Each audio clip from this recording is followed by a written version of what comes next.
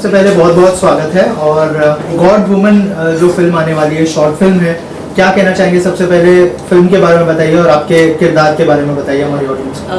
God Woman is basically a message, a social message, and it's also about a woman's journey और कैसे हर women में एक inner strength होती है जो कई बार वो सर्कमस्टेंस की वजह से या किसी वजह से उभार के नहीं ला पाती है बाहर। And this is also about, जब गॉड वुमेन कहते हैं तो लोगों के दिमाग में ये एक इमेज होता है कि गॉड वुमेन कैसे होगा, लाइक वो ब्रह्म कुमारी हो, सदगुरु हो, या लाइक लॉट ऑफ कंट्रोवर्शियल नहीं, आसाराम बाबा एंड लाइक ऑल दैट, ऐसे उस टाइप का इमेज का वो एक आता है।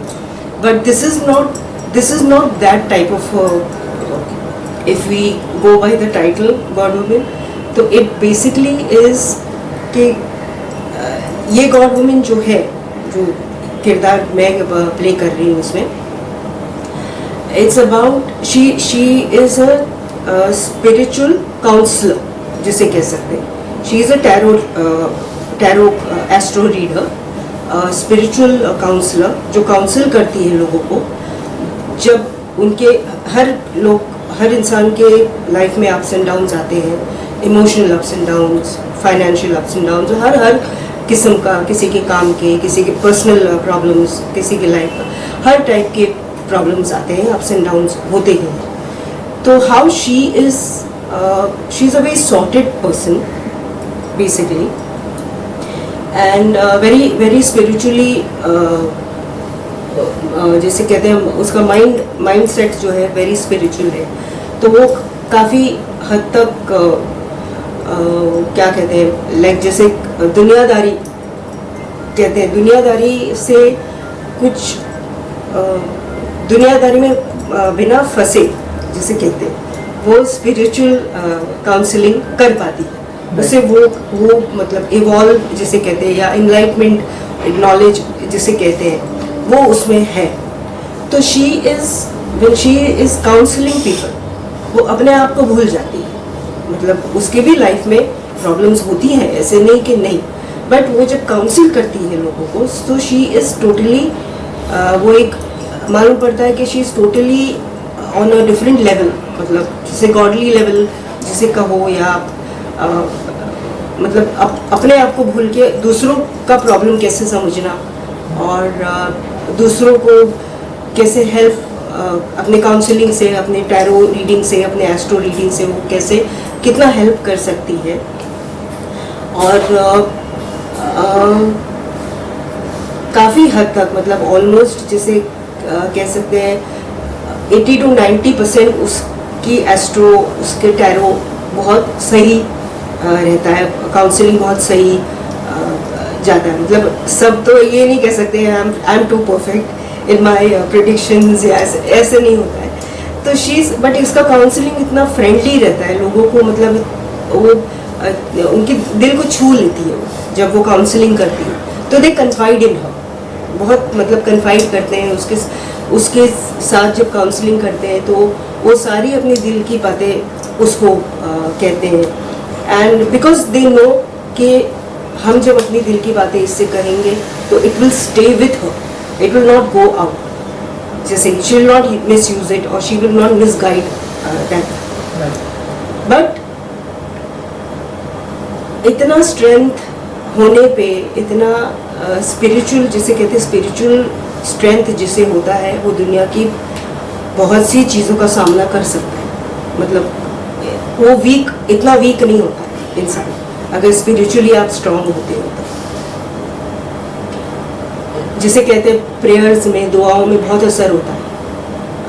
जो दवाओं में असर नहीं होता है, वो दुआओं में और ज़्यादा असर होता है।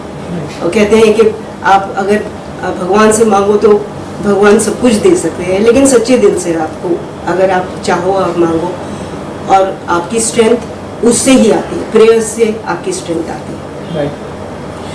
तो this is basically, she has found herself, she has found her strength in this spiritualism, you know. ऐसा नहीं कि वो अपनी दुनियादारी से हटकर स्पिरिचुअलिज्म कर रही है, नहीं, वो अपनी दुनियादारी में भी है, अपनी दुनिया को संभालती है. She is a married women and she is a working independent women. वो भी दुनियादारी भी संभालती है. And she is handling her married life also, she is handling her professional life also. At the same time she is helping people through her knowledge of spiritual counseling, through astro and tarot reading and all. बहुत सी बार हम खुद जब बहुत problems में आते हैं तो हमें कुछ सूझता नहीं है कि हमारे फ्रेंड्स को भी हम कभी नहीं कह पाते हैं या फैमिली से शेयर नहीं कर पाते, तो हम या कोई जैसे साधु बाबा, साधु संत या कोई स्पिरिचुअल गुरु उसके पास भागते हैं या अपनी कुंडली दिखाते हैं या एस्ट्रोलॉजी दिखाते हैं एंड कि वहाँ से कुछ हेल्प मिलेगा. सो अल्टीमेटली वो हेल्प हम हमारे माइंड के पीछे वी नो कि एस्ट्रोलॉजी टैरो एक ऐसी चीज़ है जो स्पिरिचुअलिज्म से कनेक्टेड है. It is not connected with this world का जैसे बोलते हैं, वो भगवान से कनेक्टेड होती है, तो हम उनके पास भागते हैं. तो समवेयर हमारे दिल में वो भगवान का जो एक है कि हमारी मदद सिर्फ भगवान करेंगे, तो हम इनडायरेक्टली एस्ट्रोलॉजर को डिपेंड करते हैं.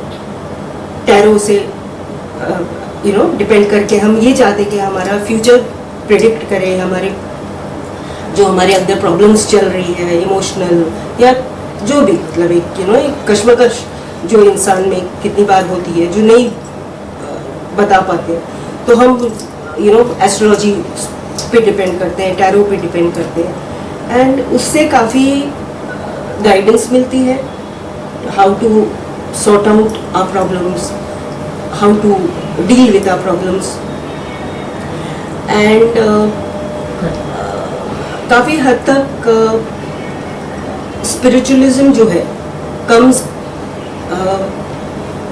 इन आर मतलब हमारी हेल्प के लिए स्पिरिचुअलिज्म काफ़ी हद तक हमारी ज़िंदगी में डोमिनेट करता है. मैम एज एन एक्टर मतलब जैसे आपने प्रिपरेशन तो मुझे लग रहा है कि बहुत अच्छी की है, जिस तरह से आपने बात की, तो थोड़ा सा बताइए प्रोसेस के बारे में कि कितनी प्रिपरेशन करनी पड़ी, क्या किसी एस्ट्रोलॉजर से मिले थे और आप कितना बिलीव करते हैं इस चीज़ में? एस्ट्रोलॉजी से yes of course I am very interested in, blindly तो बिलीव नहीं करते हैं but I am very interested in astrology, tarot and basically philosophy of life जिसे कहते हैं. I am basically a very philosophical minded person.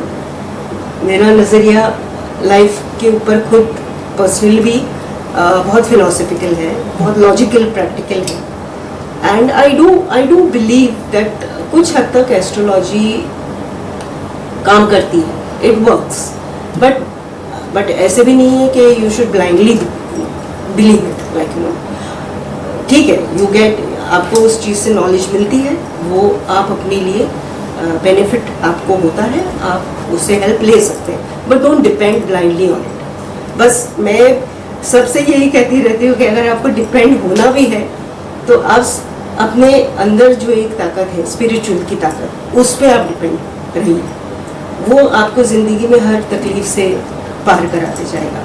And for that ये role जब मुझे सुनाया गया, जब मुझे ये जब रोल का ऑफर आया, आई वॉज टोटली टोटली मुझे ये करना है, I want to do it. मतलब मैं अपने आप को उस रोल में ऑलरेडी देख रही थी कि I can justify it, I can do it.